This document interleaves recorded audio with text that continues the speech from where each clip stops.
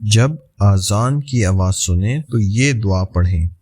حضرت سعد بن ابی وقاص رضی اللہ تعالیٰ عنہ بیان کرتے ہیں کہ رسول اللہ صلی اللہ علیہ وآلہ وسلم نے فرمایا ہے کہ جو اذان کی آواز سنتے ہوئے یہ دعا پڑھے تو اس کے گناہ بخش دیے جائیں گے۔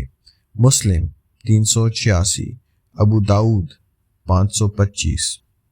اشہد ان لا الہ الا اللہ وحدہ لا شریک لہ واشہد ان محمدا عبدہ ورسولہ رضیت باللہ ربا وبمحمد رسولا وبالاسلام دینا۔ ترجمہ: میں گواہی دیتا ہوں کہ اللہ کے سوا کوئی معبود نہیں، وہ تنہا ہے، اس کا کوئی شریک نہیں، اور یہ بھی گواہی دیتا ہوں کہ محمد صلی اللہ علیہ وآلہ وسلم اس کے بندے اور رسول ہیں۔